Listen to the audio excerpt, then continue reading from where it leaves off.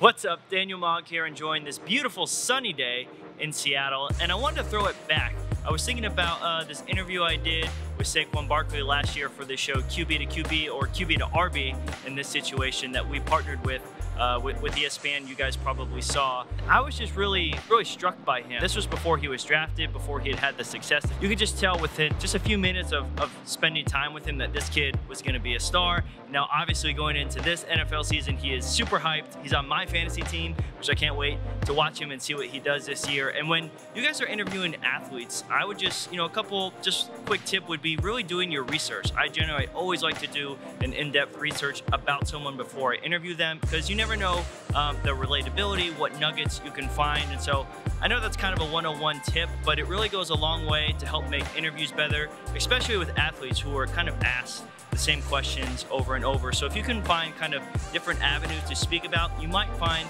that they open up just a little bit more. So I hope you enjoyed my interview with Saquon Barkley. We're live here. I'm your host, Daniel Mogg. What's the best piece of advice any person or coach has given you, Saquon? Welcome back to Danger Talk, episode 23. I'm your host, Daniel Mogg. We are hanging out in Los Angeles for QB to RB. Hey, episode. We've got Penn State legend, the one and only Saquon Barkley in the house. Saquon, welcome on Danger Talk. Thank you guys so much for having me. Yeah, man, it's a pleasure, bro. I've been watching you for years. I've been watching you against my Badgers too. You know what I'm saying? Like my, on Wisconsin, I'm still rooting for the Badgers though. I'm just letting you know. But man, there's it's been fun to watch you, man. It's been fun to watch your success, your work ethic, everything. And so we just got done doing Baker Mayfield. Obviously, a guy who was a walk-on, a guy who was able to overcome a lot of things and be successful. And now, on day one, to finish it off with day one, we got the one on Saquon. So it's a pleasure, man. It's a pleasure to have you. And I checked on Instagram before we came on. He's already worked out today. He was getting after he's it. rolling. I saw him early this morning, ready to roll. Got to. Yeah, got to every day. What is it? Walk through just for the listeners, maybe a brief what's your workout regimen is like? Yeah, I kind of just focus on upper body, lower body, all the mechanics that come and play when you play football. And something that I've been really focused on now, coming to being a professional and being a pro, is how to take care of your body.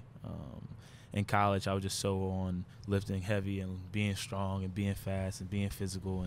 But now I'm starting to realize it's all about longevity, especially at the position as running back. The key to being a successful running back is longevity and be able to be durable throughout the season. So how I adjust my body and take care of my body, whether it's treatment, the workouts I do, more movement workouts now than I did in college.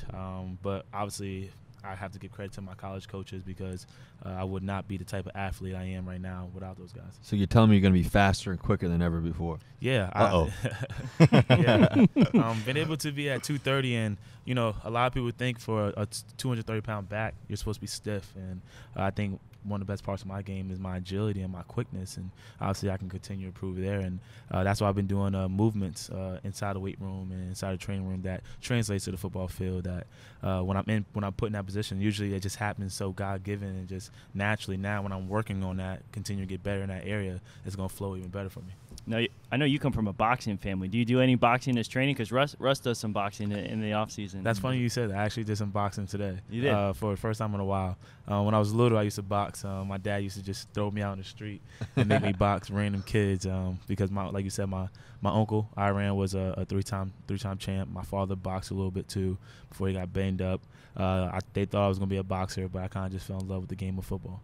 Yeah, man. I think that for me, boxing's so good because you get that workout in, you're able to you sweat. I mean, there's nothing harder than boxing, straight up. Like the workout you get in when you box is crazy, So, have you first time in LA? No, this is my second. This is my third time. Fourth time, actually. Wow, fourth time. I've been here for the Rose Bowl. Yep. Good game. Yeah. I came out here to visit Disney one time and had to go back to the Rose Bowl with Herschel Walker. That was a cool experience. That's pretty cool. That is cool. To be able to about that conversation. to be able to spend a day with Herschel Walker.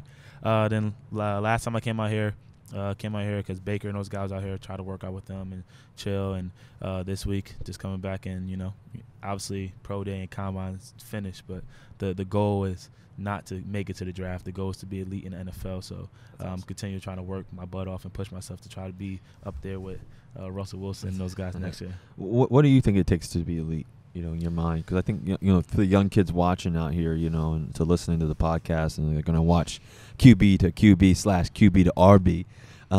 When you think about that, what is your mindset? What do you think? What could you tell some young kid that, this is what's gonna make you great? Yeah, it's two things.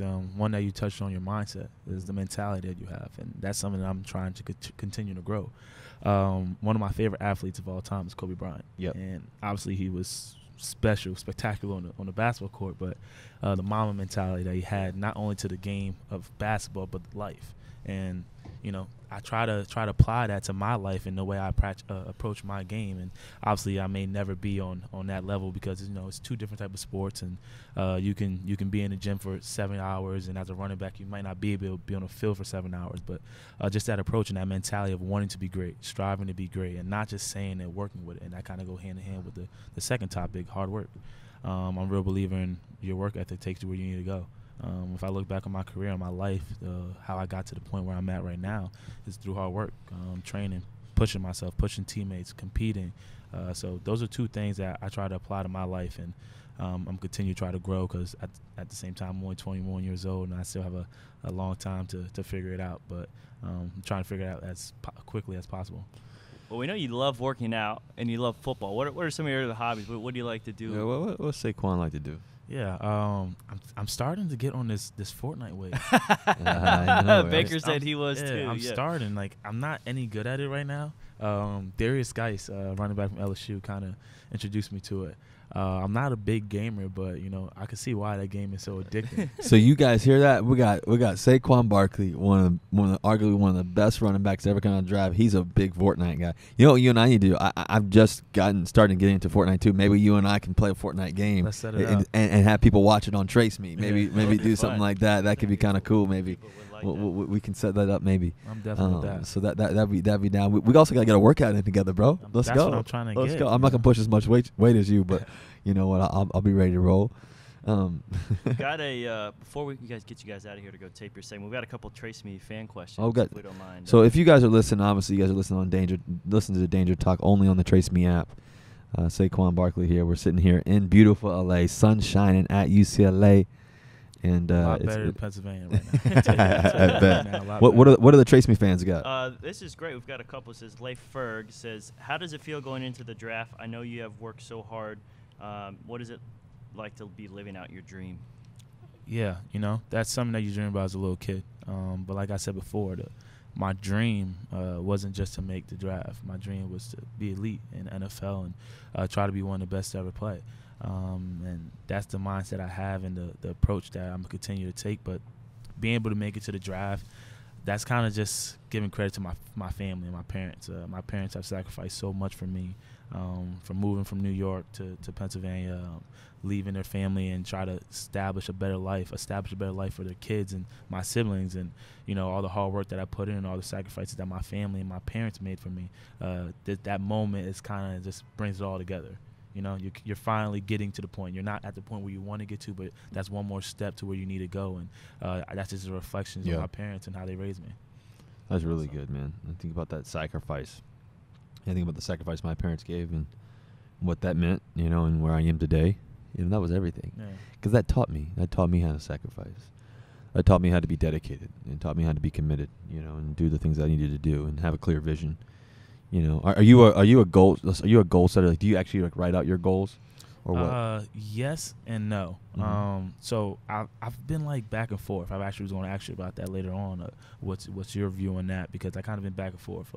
I believe in setting goals. I do believe in setting goals, but I'm not into 2,000 yards or 25 touchdowns or this and that and third. Because at the end of the day, the game of football is a team sport. And the most important thing is winning. And what I've learned in my college career, being able to have a lot of success and demanding a lot of attention, teams going to try to take away you in games, especially at the position of running back and the kind of system that we played. But thank God I was surrounded with a lot of great talent, and we were able to put up 40 points still and win the game. But I wouldn't have a great performance, I guess you can say. But at the end of the day, I was still satisfied because we got the win. So I'm not really big into setting goals. I'm a real firm believer, and I tell kids this all the time, that if you set goals, not meaning like 2,000 yards or you want 15,000 receiving yards or 20,000 passing yards in a career, but if you set goals like I want to I want to be an NFL player one day, or I want to be an astronaut one day, I want to be a teacher, I want to be this and that and a third, and you wake up every single morning and work your butt off, and you may not get to that point, but at the end of the day, if you're able to look yourself in the mirror and know you did everything you had to do to get to that point, you can be satisfied with yourself. That's good. You know, I think the cool thing about goals is the goals that I set are the ones that I can control, right? I mean, you could control, you know, yeah, am I faster, or yeah, can I throw the ball a little bit further, more accurate, like in the off season and all that. But you can't control the numbers and the, you know, I mean, like you know, you don't get to catch the ball too, you don't get to do that too, you know, or whatever it means, you know. And you have an idea of what you want to do, you know, but I don't do like numerical goals where I'm saying, hey, I want to get 50 touchdowns, or whatever, right?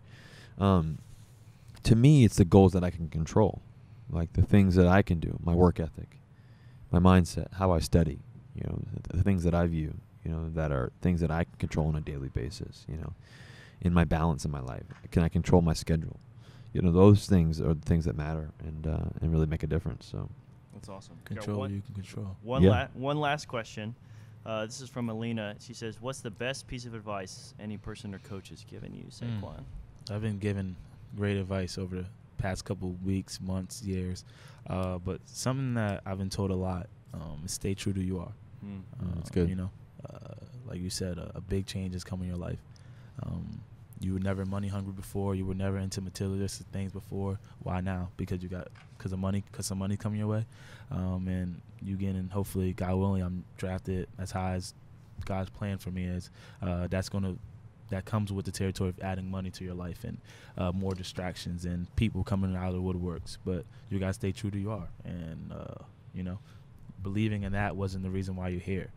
Stay focused to what got you there and stay on that path and stay on that road. And if I'm able to do that and be able to be passionate about the game and love my family and try to be the best man that I can be, and obviously, yes, I will make mistakes in time because I'm not perfect, but try to be the best that I can be, the rest will take care of itself.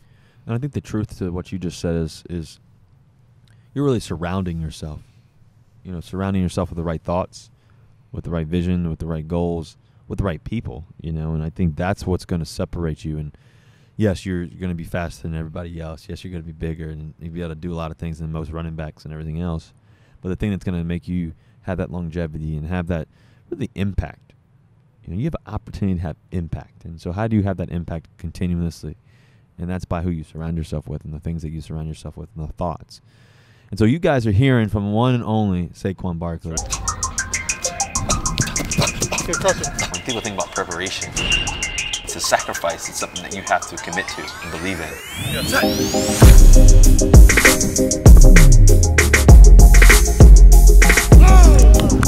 The separation is in the preparation. It's true. That's pretty. That's pretty. When Saquon Barkley's name's called, get hyped. Because it's going to be a great thing for your team.